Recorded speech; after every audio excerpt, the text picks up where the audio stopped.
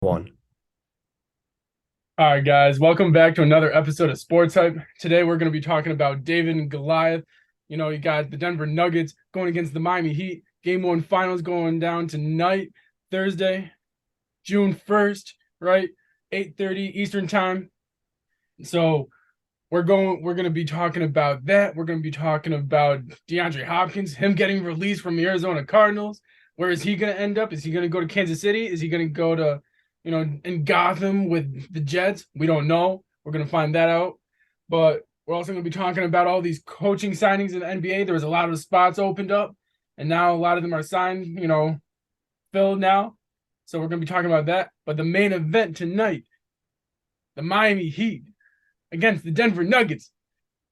David versus Goliath. Who's going to win? Is it going to be Jokic? Is it going to be the Joker? Or is it going to be Hemi Buckets? So we'll find out.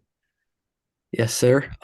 Let's start with the NFL and the news of DeAndre Hopkins being released. As Gio said, this past Monday he was released. It was his wish from the Cardinals, and they granted it. There's a few teams who has been going after him. The Bills aren't really going after him. The Cowboys aren't either. Mainly the Chiefs and the Patriots are the two that have been linked to him. And it was just announced today that the Texans also have interest in him, and he's interested in signing with them again. So, what do you think about the fit for each of those teams, and who do you think he should go to if you were DeAndre Hopkins? If I was DeAndre, I would not want to go back to the Texans. That's probably the worst spot for me. Although they I did have a agree. great draft class, I don't think I agree, and that's that's the why best I think spot. he's thinking about them because of the draft class. But I think also is because he wants to be the number one receiver, and he knows he could be that there. Right. But here's another thing. When you're the number one receiver, right? What's a Super Bowl contending team that doesn't have a number one receiver right now? The Chiefs. The Chiefs, exactly. Yes, you have Travis Kelce, and he's going to be the number one option. But if you have DeAndre Hopkins, right, you can relieve and relieve pressure from, obviously Travis Kelce. Hopefully, he can stay healthy this year. He's getting older, right? If you have DeAndre Hopkins, you can have a 1A, 1B scenario, right? And maybe DeAndre can be that number one guy and have Travis be that number two guy and just play when uh when Patrick Mahomes needs him to. Yeah, I agree. The first thing that came to my mind when I saw that he was released was the Chiefs because, as you said, they have a need for receiver, and it Mhm. would be like that Tyreek Hill, Travis Kelce situation, 1A, 1B, like you said, with DeAndre Hopkins and Travis Kelce, and you have one of the best quarterbacks ever throwing you the ball, which also helps. Right.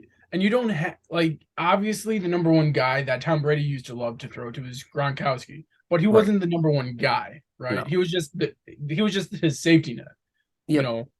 So if DeAndre can go to Kansas City, he'd be that number one guy. Obviously, they don't have a number one receiver, and that would I think who else is over there?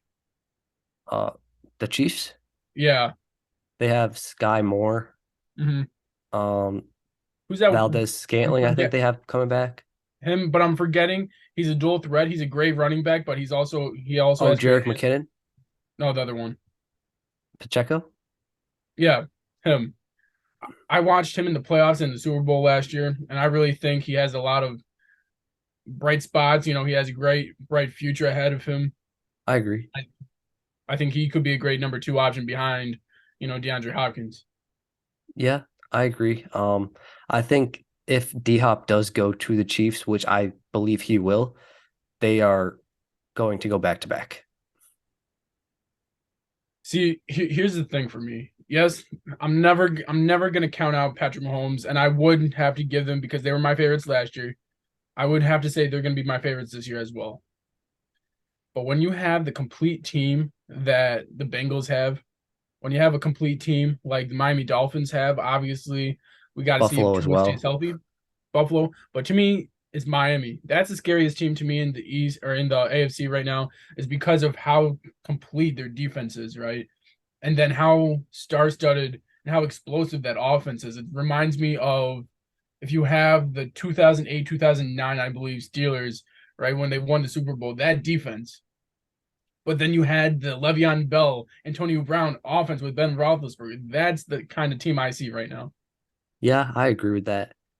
As you said, though, it depends on Tua's health. Right. Everything does.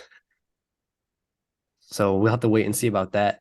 Obviously, there's other teams in the mix that could go after D Hop, but both of me, Gio and I, do think that the Chiefs are the best fit for him. For sure. I won't overlook obviously the Jets, right? To me, I think that would be a great team for him to go to. Obviously, they have great weapons there already. Right. But if you can pair him up with Aaron Rodgers, I think that they would have great chemistry, and I think he would love to throw him the ball. Yeah, I agree. We'll just have to wait and see. It's all up to D Hop now. Right. And when But it happens to be like in the hands of the receiver, they're obviously going to make a choice that we might not even think of, right? Look at Odell Beckham Jr. Did we really think he was going to go to the no, Ravens? I really didn't think he was going to go there, but he ended up there anyways, yeah, that's very true. So I won't be surprised if it's a surprise team that he picks. for sure.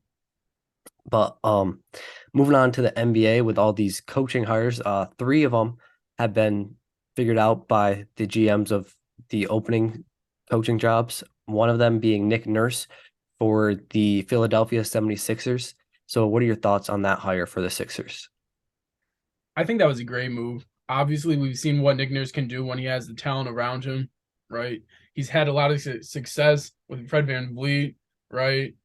With Pascal Siakam, and you had obviously with your championship run, you had Kawhi Leonard along with them, right? And Kyle Lowry, obviously. So when you have those great guys and those star-studded teams, I think if you have a coach that can work with them, then you can move them into another star-studded team like the 76ers and hopefully have success with them as well. Because obviously we saw he didn't have the talent around him the last 3 seasons, in Toronto.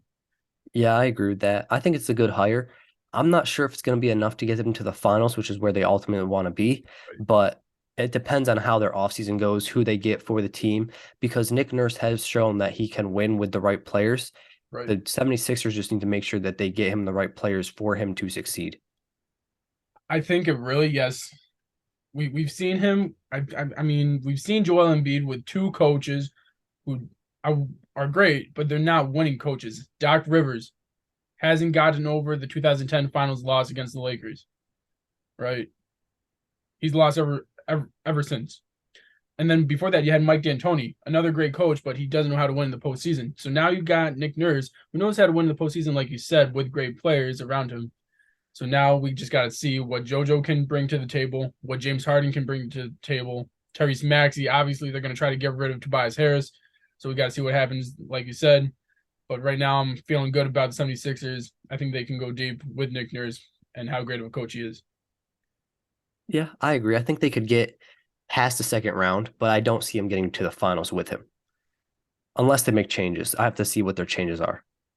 I think you keep the same team. If you keep the same team, they were so close to making the conference finals, right? For sure. Yeah.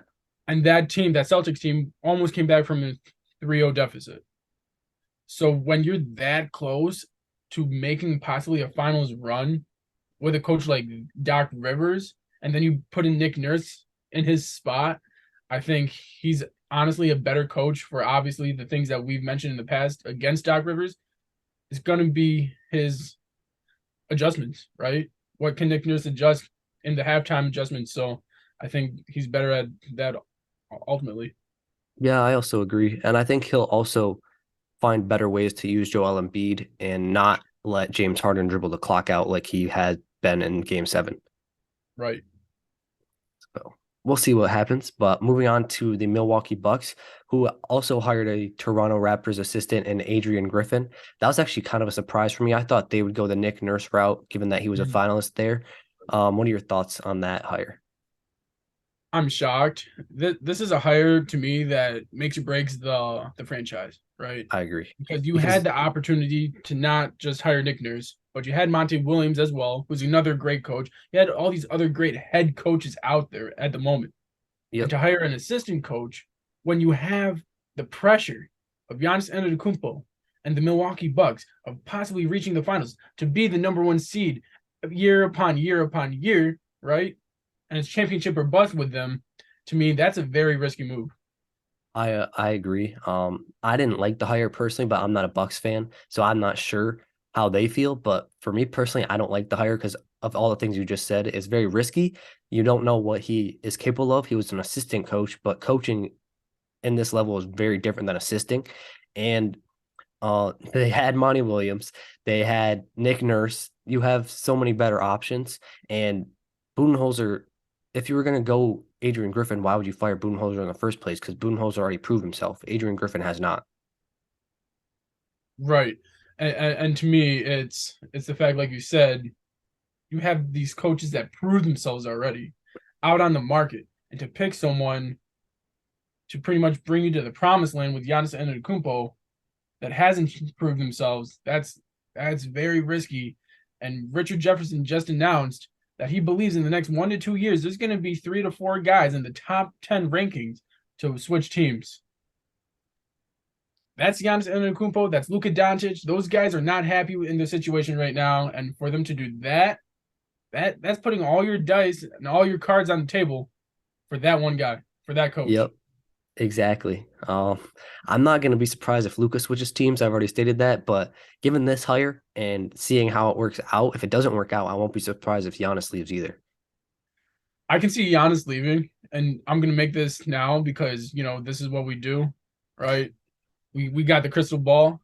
7:47 p.m. Thursday, June 1st, 2023. Giannis Antetokounmpo will be the Chicago Bull at the Okay. 2025 at the start of the 2024-2025 season.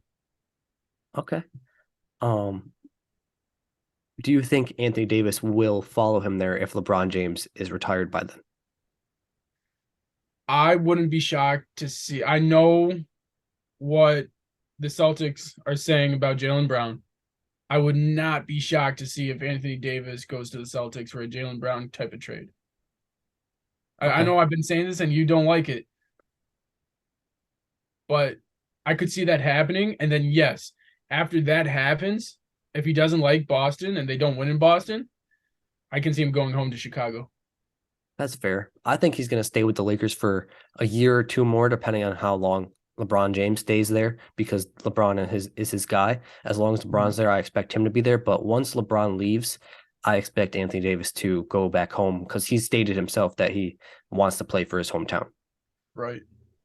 So I won't be surprised. And that, honestly, that would be like the Michael Jordan Bulls right back in the day, him and Giannis. If they can stay healthy, that'd be nasty. If they can stay healthy, but at the same time, I don't think we've seen Twin Towers play out like we thought it would be, like a Tim True. Duncan and Robinson sort of dynamic, True. right? In the last 10 to 15 years with Boogie, AD, right? Obviously Rudy and Cat. So there's been a lot of Twin Towers, but they haven't really worked out in the past. Yeah, that's also true. And one thing that could be a downfall for that, if it does indeed happen, would be they both can't shoot. They both can't shoot, and then you got the cap, right? How are you going to pay Giannis Antetokounmpo? How are you going to pay Anthony Davis? How are you going to possibly pay Zach LaVine or DeMar DeRozan if they're still there? Right. Yeah, So we'll see what happens, but that's Gio's bold take for the day. Moving on to the historic hire of Monty Williams. He is the crazy. highest paid coach now in the NBA in history of the NBA. What is it? 70 78.6. yeah, 78.6 million, 6 years. The Pistons gave it to him. It's looking like the Pistons are all in on winning now, starting this year, and I believe it was an absolutely fantastic hire. What are your thoughts on it? I like their move. I think they got robbed in the lottery. Obviously, they should have been higher. What they were. What are they? Fifth, sixth I pick, believe they're and they fifth. should have Yeah, been top three. Which to me, they were robbed. But they are looking to win. They have great young talent, right? Now they got a winning coach. He knows how to change the dynamic of a team. Obviously, he worked with his Suns, right? And changed that dynamic from a losing, franchise to a winning one in the last 3 or 4 years. Now they're a championship or bust kind of team. They were able to get CP3 because of him. They were able to get, I would say, Kevin Durant because of him, right? So now you're looking towards the Pistons era, and you have great young talent there. I'm very excited to see what he does there. I think he's a great coach, and this will really make his legacy if he can pull out a win in Detroit. I agree. I'm not going to say he's going to win this year, but they will take a very, very big leap. I believe it'll be like a Orlando Magic leap from last year, like close to the playoffs and play in. this year, and then next year I believe they'll be able to make the playoffs. Um, it's going to take a few years, but now that they have an experienced coach who knows how to win, like you said, I won't be surprised to see the Pistons rebuild, uh, jump jump up in the years to come because I expected them to be bottom of the league for 5 to 10 more years before this Monty Williams hire. But now that they have Monty Williams, I won't be surprised to see him as a playoff team in 2 to 3 years at least. I would give, so you're saying the Magic. I'm looking more towards the Knicks and how they rebuilt with Tibbs, right? That kind of playoff scenario, be, late middle of the pack, possibly. But then I would also look at the Cavaliers and where they were when they got Darius Garland, right? Colin Sexton, those guys, when they were able to trade for Jared Allen, Karis LeVert, right? And now obviously Donovan Mitchell. But I would look more towards the Cavaliers and how they've rebuilt and the Knicks more than the Magic. Yeah, for sure. It also depends on who they can get in the offseason because they do have a lot of cap space, as we Right. know, at most bottom of the team league play bottom of the league teams Right. do. But Monty Williams could be a big lure to these big free agents out there because they know what he can do. Right. And I wouldn't be surprised. They also have Bogdanovich, right, still as a trading asset. They have a lot of trading assets, in my opinion, so that they can win now. Yeah, for sure. And Troy Weaver has done a great job as GM ever since he took over. So I'm not going to be Right. surprised if they make some more moves. For sure.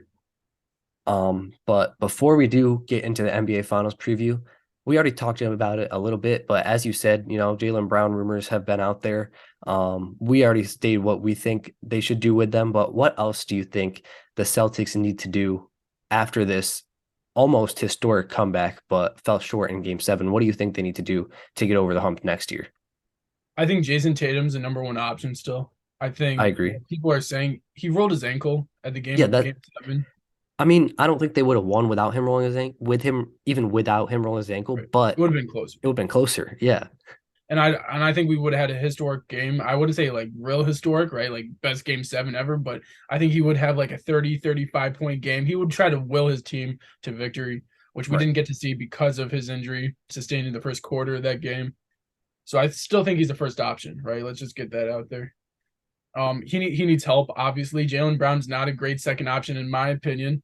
No. He fell short. I think they don't have a real guard, right, that knows how to lead the floor. Obviously, we see Outside, Jason Tatum. outside of Malcolm Brogdon, but like he even then he wasn't that great at it.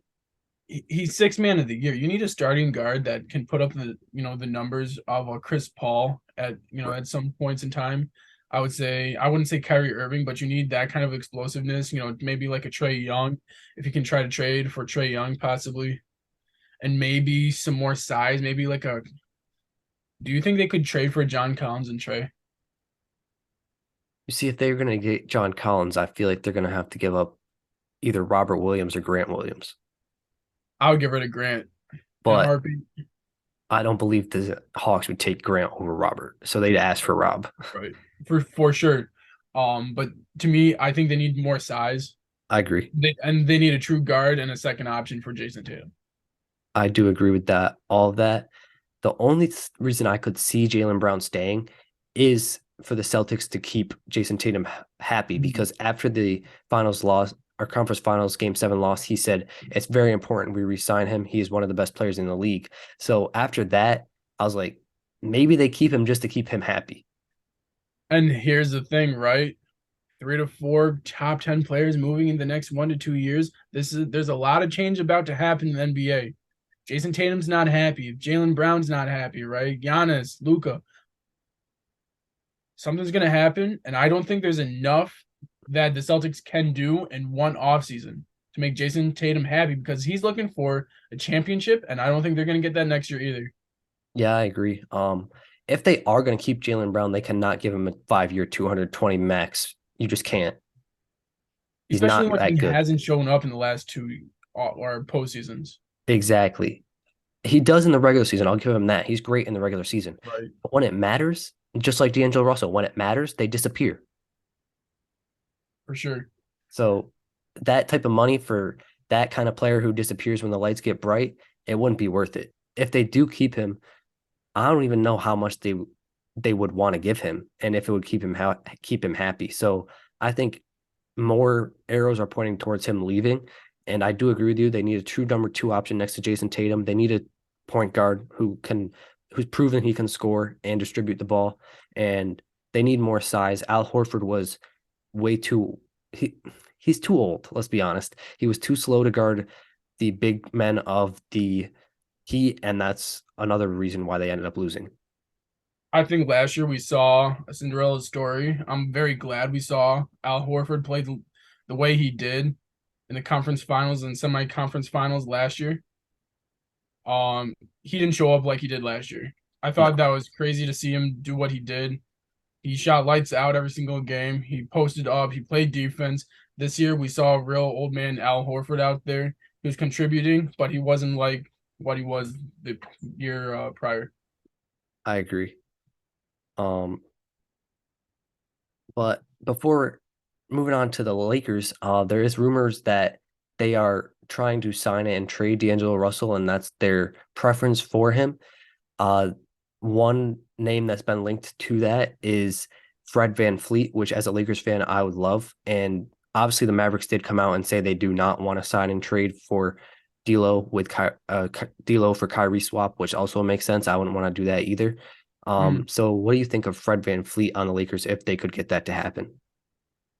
If you could get Fred VanVleet, I like that. I think it would be better than D'Angelo Russell right now. I think he can perform in the playoffs as well. We've seen that happen, especially in their championship season. Fred would be great. It wouldn't be enough. What Yeah, obviously it'd help, but what else do you think the Lakers would need with Size. Fred? Yes, I agree. Size. That's what I was going to. I believe that the Lakers are going to go after Brooke Lopez in the summer, Which would be great.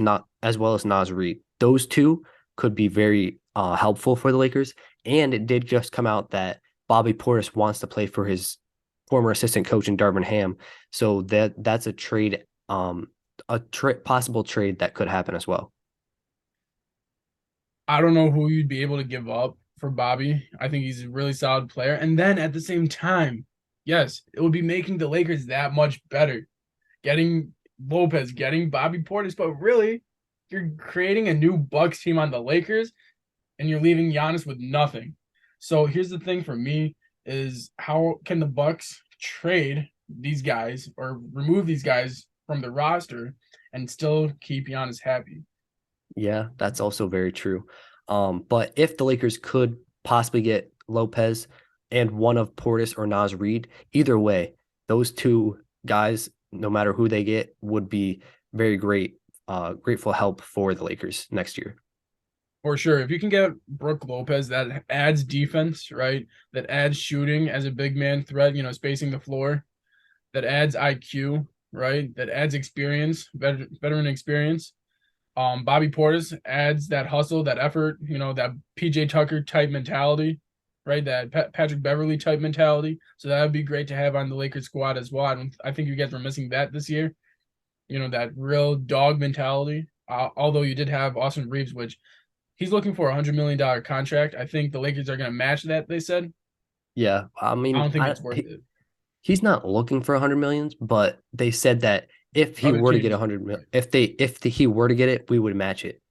right? I believe it's worth it personally because he was a big reason why our season turned around. And Sure. without him, I don't believe we would have been in the place that we were.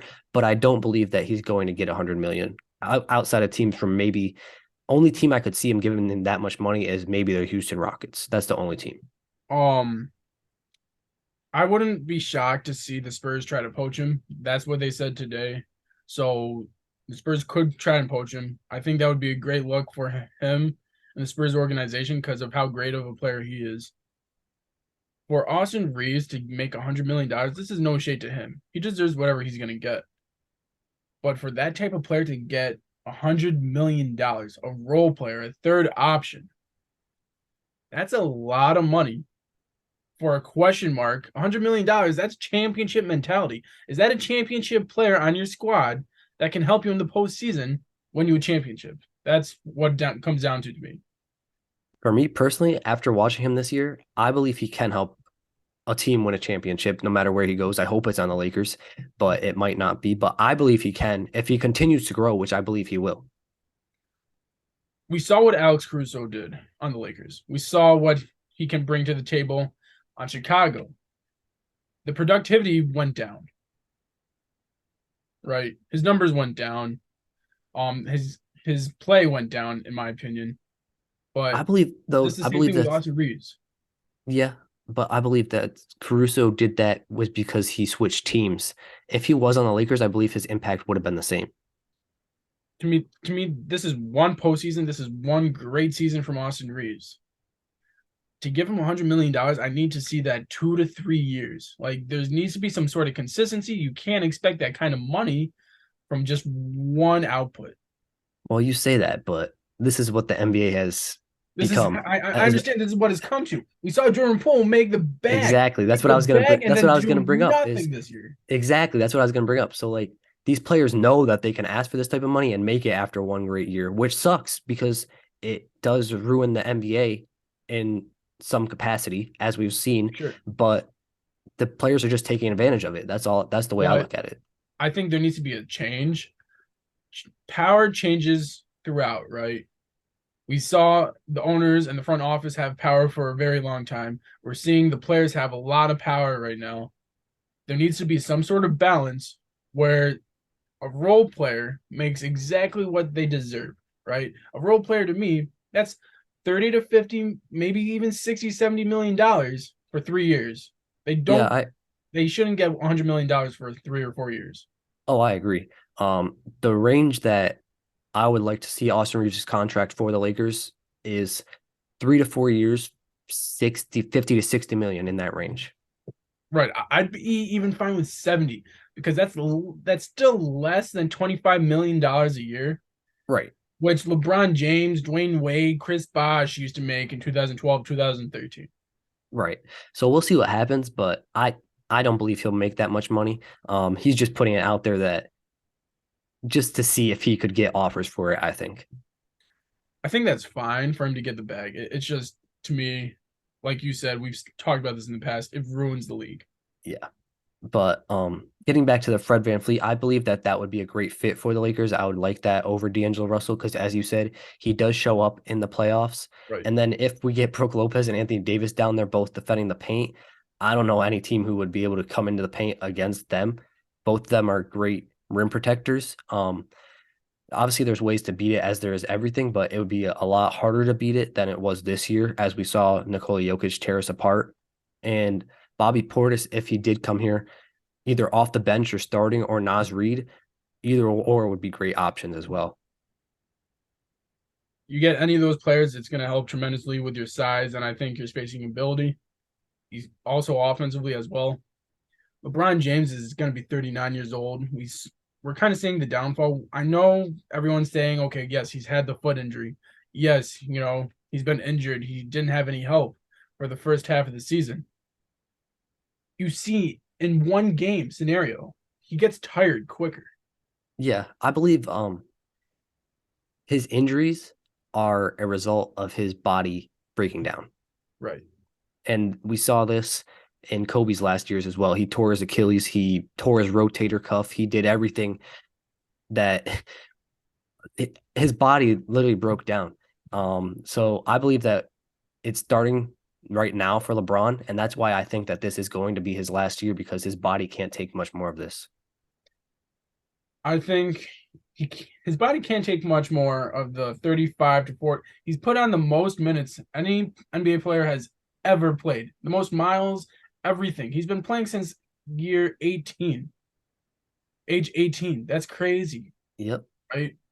And he's been in the postseason, let alone the regular season. He's been in the postseason just about every year of his career, maybe six exactly. times, 7 times in his career. He hasn't made the postseason. So for his body to do this, yes, it's going to break down. But I think if he can change his game, which I don't think he wants to, but if he can change his game just a little bit more to be that second to third option, just to be a presence on the floor, he doesn't have to do LeBron James things, but just to be a presence because look, we saw him, right? And I think a final possession, I think, who was it? I think the Warriors, he knew the exact play. He pointed out Anthony Davis, go play defense here. Austin Reeves, go play defense here. He knew it, right? So for him Yeah. just to be on the floor, that alone can bring you a championship. Yeah, exactly. I agree. And that's another reason why I want the Lakers to get more help for him so he can, sit back and relax until, the game gets close down the line, Right. down the wire, and he turns it up like he did Perfect against the example. Grizzlies. He still Right. has that in his tank. It's just he doesn't have to do it 24/7. Right. And he can't be doing it from first quarter, second quarter, third quarter, fourth quarter. All we need LeBron James for is that fourth quarter. Exactly. And that goes back to Anthony Davis being a lot more consistent this year. He needs to Right. be And and staying and healthy. that too, but you also need Anthony help for Anthony Davis because you're not going to have Right. that LeBron James every quarter. So what can we bring to the table for Anthony Davis to be successful pretty much for the first three quarters? Right. And that's why I think we need a center because, as I said in the previous podcast, Anthony Davis is better at the four, as we've seen. Right. So we'll see what happens. But LeBron, if he does want to become a second or third option, needs to work on his shooting because that was For very sure. bad in the playoffs. This is one of the worst years he shot the ball. Obviously, I also think he was just run down, right? He's been tired. But we've seen him shoot a lot better in 2000, I think 16, 17, and 18, even 19. So we'll see LeBron James shoot the ball better. It's just the fact that can you have the first three quarters be Anthony Davis time and the rest of the team when the LeBron James can come into the fourth quarter and say, this is my time. Yeah. I believe if they make the right moves in the offseason and retain the guys that they should retain, it will be a lot easier for LeBron this upcoming season. For sure. But speaking of, trades that could happen, if Damian Lillard were to become available, a Uh, team that was linked to him is the 76ers. So as we said, making moves for Nick Nurse potentially to win a championship, I think Damian Lillard would fit a lot better with Joel Embiid than Harden has. What are your thoughts on it? I would think that I there's two players personally I do not see moving for the rest of their careers. Yeah, I don't think Dame will. Dame and Jimmy Butler are the only two players I don't see moving from their city Dame, team. the only reason I say Dame won't is because he's too loyal and he would have done it Right. by now. He would have done it by now, and he keeps telling people to stop asking Right. because he just wants to stay in Portland. He's a Yeah. Blazer for life. That's what he wants to do. That's what he's about. He's old school about it, right? And he just wants to win them the championship. Yeah. But the only reason I feel like it's coming out to this year is because of what he said after their season ended, is that I'm sick of this rebuilding. I'm not here to rebuild. And if they're here to rebuild, then I'm not going to be here. That's the only reason I think that this is why it's coming out this year. I can see that, but then again, afterwards in the playoffs, he was on Stephen A's World. Shout out to Stephen A's World. He's got a lot of great guests. I loved watching that on ESPN too. He's I forget what he stated, but he rubbed the scenario off of him leaving Portland still. And to me, the way he said it, the way he looked when he said it, he wants to be in Portland for the rest of his career. I don't think anything can change his mind. I agree. But if something were to happen, I believe it wouldn't be Dame's choice. It would be the Blazers GM choice. So Right. Okay. what do you think that would look like on the Sixers if it did happen? And that's a very big if, but Yes. if it did happen, I think that would be great. You got a winning, player, right? You have a clutch player. You got a great leader, which you're missing right now. You're missing a closer and you're missing a leader. Yep.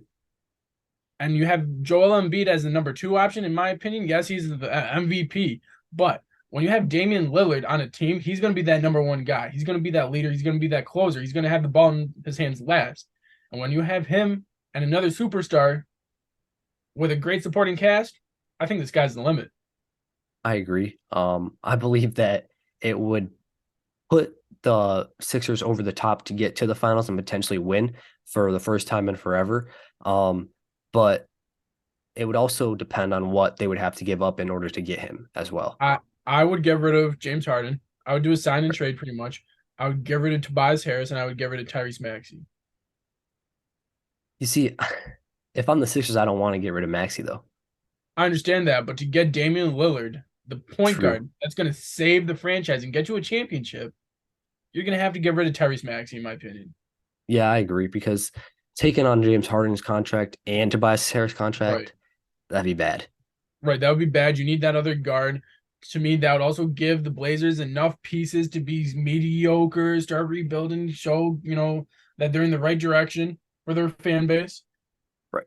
But if I'm Philly, I'm taking that in a heartbeat. I don't care what I got to get rid of. I'm getting Damian Lillard with Joel Embiid because those two are bringing me to the finals no matter who's around me. I agree. But going to the Blazers side, since we both think that Dame will stay, what do you think the Blazers can do or have to do in order to make the Blazers a contender To again? me, there's a lot of things they need to do. I don't know what they have left because they made so many poor decisions last year. Obviously, getting rid of Well, Norman Powell, right? they do have the number 3 pick, which has been rumored that they will use it to get a championship caliber player for Dame. Are they hoping in the draft? Because that's the only option. Who is a star player that can be traded for the third pick?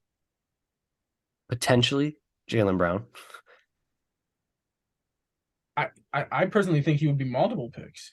If you need He a would be third multiple pick, and yeah, he would be multiple picks, but the number 3 pick carries so much value that it wouldn't have to be as many picks as it would have been without the number 3 pick. see, this is why that Rudy Gobert trade is so terrible because that terrible player and Rudy Gobert got traded for a boatload of picks. Yeah, So now if I'm the Celtics, I'm like, yo, if Rudy got traded for this, we got Jalen Brown right here. Do you see what kind of player he is compared to Rudy? Oh, we're gonna true. take the whole table from you, right? That's true. Yeah.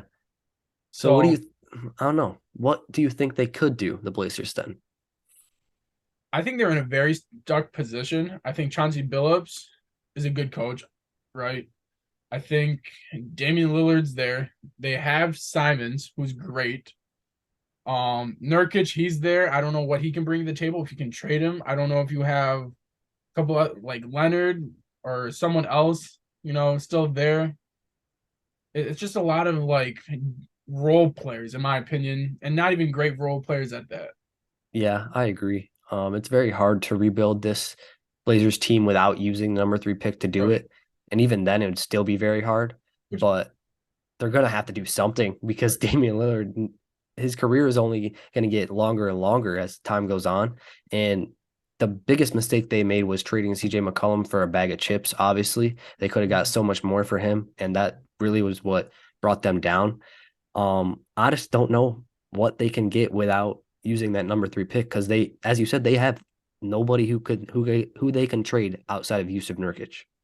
If you can get a Trey Young or Jalen Brown with that third pick, somewhat right, and some other stuff, go right ahead, do it because you're gonna need that, right? Yeah, But I just don't see you really getting what you're gonna get out of this third pick player because this is a great draft. I think you're gonna have a great player down the line. It's not gonna help you win right now with Damian Lillard. right. And that's what Dame wants. So that's why I think they will use it because they want to help Dame win now. Right. And like I said, it's a very tough situation that they're in because they want to win now, but they don't have any. So, Gio with another cliffhanger. It's not a surprise anymore. There's no jokes. I've used all my intel on the jokes. So let's get back to what he was saying about it. All I was saying was that it's a very difficult position that they're in. They don't have a lot of pieces to get rid of, but they also don't have a lot for the future at the moment as well, and picks wise, right? So I really think they're in a tough situation. But whatever they do, they got to make changes, and it's going to be better than nothing. So Yeah, I agree. That's just why I don't understand why Dame wants to stay there because they have nothing left to help him win. And I'm not sure why he wants to stay outside of the loyalty part, which I do respect a to a fault, but like at some point you got to do what's best for you. you do, but if you've built a family in an area, right, True. and a community in an area and you love it, you're gonna stick with it. To me, it's the same thing with Dwayne Wade in Miami. Yes, he left Miami for a couple years, but we all know Miami was home to Dwayne Wade. We all know LA was home to Kobe Bryant. Yes, he's had a lot of success in LA, but we all knew that was his home, right? He didn't want to leave. He forced Shaq out instead of him leaving. You know what I'm saying? Yeah. So for Dame to stay in Portland, I understand it and I respect it. He's the second player, in my opinion, that I want to get a ring behind Carmelo Anthony that's never going to get a ring. Yeah, I agree. Because there's no way he leaves Portland, and as long as he's on Portland, there's no way he wins a ring. He's one of those players. He's going to have a great legacy. Let's say Oh, that. for sure. But it would have been greater if he left Portland, in my opinion. He would have had more winning success. And he's going to be a Hall of Fame ballot no matter what. But are people going to be speaking of the time Damian Lillard waved goodbye to OKC? Or are they going to be talking about how Luka Doncic or Giannis Antetokounmpo won these championships or Jimmy Butler won these championships over the wave? For sure. And it's already happening. That wave is already disappearing because of all these other championships. Right. So it would have been greater, obviously, but as you said, he'll still be a Hall of Famer, very similar to Carmelo Anthony. They'll both be Hall of Famers, but if they left their situations with bad organizations, they could have been greater. For sure. But now, moving on to what everyone wants to talk about, NBA Finals starting in approximately 12 minutes, game one in Denver. The second eight seed in NBA history, Miami Heat versus the number one seed, looking very hungry for their first championship in NBA history, Denver Nuggets, led by Jimmy Butler, of course, and Nikola Jokic. It's going to be a great series. Let's get into it. What are your thoughts on the series, Gio? First of all, I want to congratulate both of these squads. Yes, we knew Miami was going to be this great. Yes, we knew that Denver was a contender to go to the finals. But for Denver to actually make the finals for the first time in their history of the franchise, congratulations to them. Congratulations to Miami for putting up all the Haters? adversity, right? This entire season. As the 8th seed to go to the finals is remarkable in itself, right? So for these two squads, congratulations on making it here. But now, who's hungrier to win the championship? I believe they're both equally hungry. There is one X factor that decides the winner, and that is the center position. Really? I thought you were going to say something else because I've heard a rumor Tyler Hero? Tyler Hero can come back. He's coming back. If not game two, it was announced. If not game two, then game three, which will be huge. Right. But the X factor is the center position for me because I watched this Nuggets team in depth last series against the Lakers, obviously, and Nikola Jokic tore the Lakers apart. For sure. I've been watching the Heat the past few games. Bam Adebayo has not been the Bam Adebayo that we know and we love. And if he plays like he did against the Celtics against Nikola Jokic is going to eat him alive. And that's my personal belief. So you said that was the X factor. I personally have the belief that Jokic is not going to slow down. No one's going to slow down Jokic this entire series. The thing for me is how are the guards going to play? How is the backcourt going to play? Right? Is Kyle Lowry going to show up in the finals off the bench? Is Caleb Jamal Martin. Murray going to get shut down because we know how explosive he can be? But Uh-huh. without Jamal Murray, I don't see them winning the series. Oh, I agree. They wouldn't have even swept the Lakers without Jamal Murray. Right. He averaged 32 points, right? He averaged what, like 60% He averaged from the field? he averaged 25 points per game in the Western Conference Finals. Right. So he for was a him to big do reason why that, they won. And if obviously whoever guards him, who knows, it will probably be Jimmy Butler. And that will also determine the finals. But keep going on what you were saying. I just wanted to say that if you can suffocate Jamal Murray and just have Jokic dominate, right? Instead of both of them dominate and have those great role players, lead the team, right? Like an Aaron Gordon, like Michael Porter Jr., right? If you can have those guys, beat you, I would rather have those guys beat you than Jamal Murray because if you can suffocate him, you have a better opportunity to winning this finals. Oh, I agree. But I wasn't just talking about defense for Bam. Bam Adebayo has been playing mediocre offensively. Right. I And don't have him being a factor anymore. I'm so happy for Caleb Martin. I think it's going to be Jimmy Butler. I think it's Caleb Martin to me. But the And thing I for think it's me Kyle is Lowry. yeah, I agree with Kyle Lowry. But the thing for me is, can Caleb Martin keep that up for an entire series again? Can he keep it up for an entire series? That's the thing. I think Denver and Mike Malone are great, at adjustments and making And those adjustments. also, if Tyler Hero comes back, will it ruin Caleb Martin's rhythm? Will it ruin his rhythm? I think they're going to feed the hot hand. I think Eric Spoelstra is very smart. I think that they're going to try to ease, I would say, Tyler Hero back into the rotation. I They're agree. not going to, try to have him start and play heavy minutes at first. They're going to feed the hot hand, which is Caleb Martin at the moment, and Jimmy Butler. And I think that's where the game's going to play through. I agree. But I still believe Bam is a factor because of how good he can be. If Right. he does, if he does play to the effect that we know he can, which is 20 and 10, Mhm. then that just ups the Heat's chances of winning this thing. And that's why I think is the X factor, because if he does play like that, the Heat have a astronomically greater chance to win it than I think they do when he puts up what he was, which is like 10 and 5 a game. I agree. But here's the thing for me. I think for them to win the series, I think Jimmy Butler's going to win it for them. I think he's going to will it. He's going to will it. He wants the chip more. As you see, every series they win, he is not satisfied. People are, blowing smoke at him because he wasn't excited for the Eastern Conference Championship and the Well, trophy and all of that. that I This loved means seeing nothing that. right now. This I means loved nothing. seeing that because that just brought me back to mama mentality. Job's not finished. That's not what we came for. Right. You need four more games. This is what we came here to do. I'll hold the next trophy. I'll hold the finals MVP trophy and the finals trophy. That's where Exactly. I want to be, and that's what I'm about. So for Jimmy Butler to have that kind of mentality, that shows to me that he wants it more. Did you see the way the Nuggets celebrated? Yes, it's the first time ever for them to reach the finals. They look like they won the NBA finals right then and there. Yeah, I agree. I believe that these finals will be won by the star players, which is Jimmy Butler and Nikola Jokic. Whoever plays better consistently every game is the team that will win.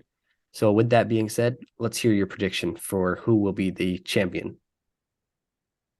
It's very tough. I could care less on who is the champion because I these agree. two teams are just great. Jokic to win his first title, Jamal Murray, Michael Porter, all these guys, they earned it, right? On the Denver Nuggets. To see the Miami Heat win, they've earned it as well. They fought back. Both these teams fought very hard.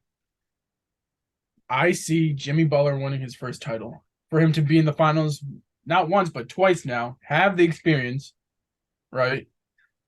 I think he's hungrier than any other player on the court by far. There's no contest right there for me. Jimmy Butler is going to will this team, but only if the role players can shoot the way they've been shooting. They've been the number one 3-point shooting team in the playoffs right now. They need to continue this stretch. I think Duncan Robinson needs to be consistent. Caleb Martin needs to be consistent. We got to see Strus start to shoot more. And we also got to see what happens with Gabe Vincent, right? So if all these guys can play their game and play like they've been playing in the playoffs, I see the Miami Heat not winning in 7, not winning in 6, but winning in 5. Okay. I think that's a little disrespectful to the Nuggets, though, based off how they've been playing. But I can see them. I can see the Heat winning, but I think Maybe this. 6, maybe 6. My bad. Maybe Yeah, 5 or 6. you're good. I think this series is gonna go to at least 6 games, no matter who wins it. For me Right. personally, though, because of all the reasons I stated, Nikola Jokic, there's no slowing him down. He looks very hungry. Right. He wants that first ring. For sure. I believe that I, as you said, both teams deserve to be here, and congrats to both of them. But I believe that Nikola Jokic will win his first championship when it's all said and done because of how dominant he will play. And obviously Jamal Murray won't I don't think he'll play to the effect that he did in the Western Conference Finals, but he will have an impact. And Michael Porter Jr. will have an impact. Aaron Gordon will have an impact. It's going to be a very even series.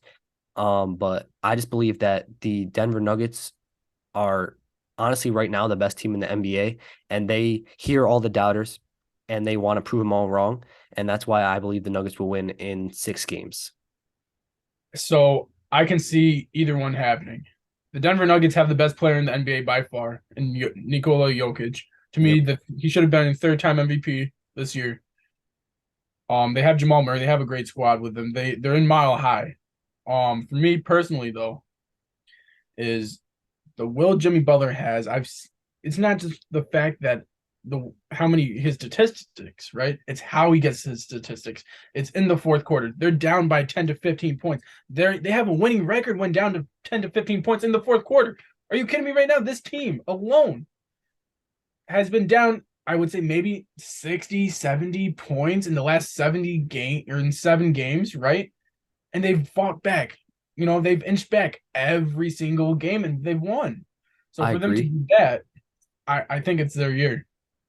I agree. But it also, after watching the Nuggets in depth last series, the Lakers also always climbed back, and the Nuggets always answered their runs. And I believe They that they will did. be able to. I believe they'll be able to do that against the Heat as well.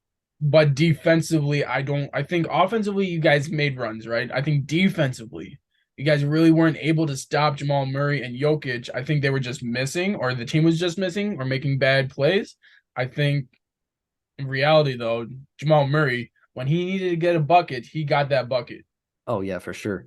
But I just don't think the Heat will have enough to stop Jokic, and that's going to be the X factor of on why they win, in my opinion. So I played this, scenario the entire playoffs. The whole coaching scenario. The better coach is going to win every single series. But this coach, they're so even. And that's what I'm going to ask. I'm going to ask you, who do you think is a better coach, Mike Malone or Eric Spoelstra?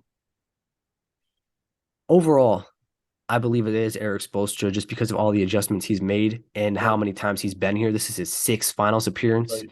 Um, but give Mike Malone a few more years, he could be at Eric Spoelstra's level with how well he's coached this Nuggets team since he took over. I agree. And I think these two teams, these two coaches have been there almost 10 years plus, right? Is that correct? I believe If so. not Yeah. more. Yeah.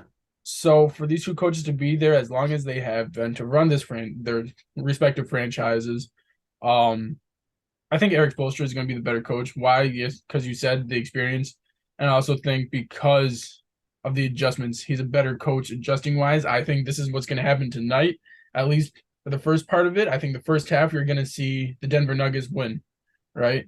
Then in the second half, I think you're going to see a lot of adjustments, and that's why we see the Miami Heat climb back every single game is because of the adjustments. I think Eric Spoelstra is going to have enough adjustments to win out game one, if not game two. One of the two games I think they're going to take on the road. I agree. They will take one on the road. It's going to be a very even series. All these people saying the Nuggets are going to sweep them or winning five obviously haven't watched the Heat and their will. Right. But it's just to me, I just don't see anybody knocking the Nuggets off this year because they, as I said, they hear the doubters. They hear everybody talking smack about them. It's just this year feels like their year, in my opinion. I can see that. And the reason why these two teams, so here for me, the Nuggets are going to win because of their size, Yep. right? I think the Heat will win because of their shooting. Yep. And those are the two main factors to decide on who's going to win. Is it going to be the Denver Nuggets size that's going to be a bigger effect on the Heat, or is it going to be the Heat's shooting ability that's going to be a bigger effect on the Nuggets? See, the thing is, the Nuggets can match the Heat shooting if they're hot. It depends on which team is Right. hot any given night. But the Is Nuggets have them on size for sure. 100%. And that's another X factor is because the Lakers weren't able to get a rebound to save their Right. lives against the Nuggets. And if that is the case for the Heat as well, they're going to have no shot to win this series. For sure. But I also do believe they're a way scrappier team on defense. Oh, yeah, 100%.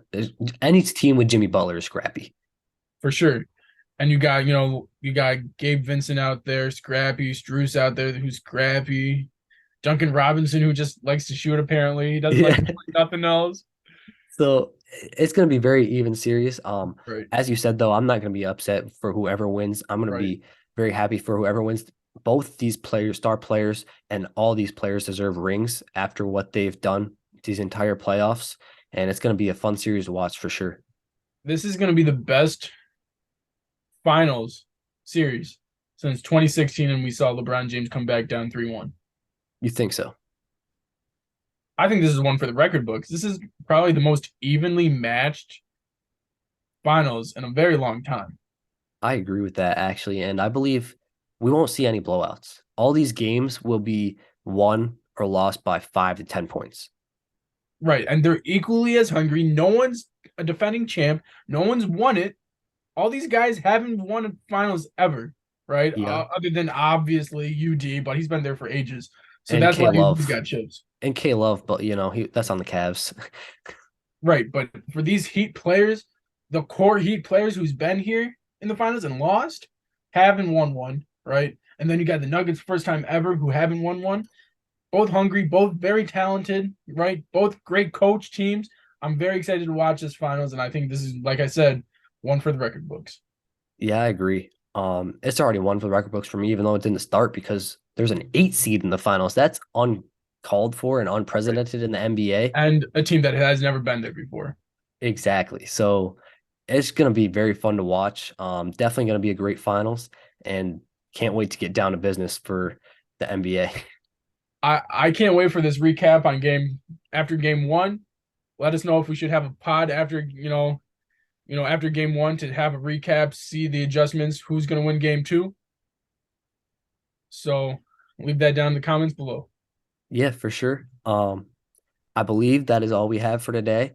So thank you all for watching. If you haven't heard, there is an Instagram out there that if you want to follow, sports hype 0824 is the at. And thank y'all for watching, and we'll see y'all in the next one. You got a segment, bro? You missed your segment. What? You got a segment? Oh, you're right. You're right. Yeah, actually, there is a video game that came out. Gio's very fond of this game, as he said in the last podcast. Mortal Kombat did come out, I believe, this past week. I believe it was Wednesday, I believe it came out. So if you haven't checked that out and you're into those games like Geo, I'll definitely suggest checking it out. Those games are very fun. I haven't checked it out personally yet, but I'm definitely looking into it because I really like that game as well. Sweet. And all I want to say is the Roland Garros, the French Open tennis obviously is going on right now. The only tournament with clay on it. So it's very different. It's very great to see. Obviously, we do not have the one and only um Nadal, right? Rafa Right. Nadal in the tournament. He obviously got hurt. He's won this tournament the most out of any other active player and player in history, right? So we're gonna have a new guy win it. You never know who's gonna win it. So, stay tuned to the French Open. Yeah. Thank y'all for watching. As I said, Instagram, sportshype0824, and we'll see y'all in the next one. Hey guys, thank you guys so much for watching this, podcast. If you guys like the video, make sure you guys like that. Make sure you guys comment below to see if we should do a recap after game one. And then subscribe, and we'll see y'all in the next one. Thanks. Peace. Peace.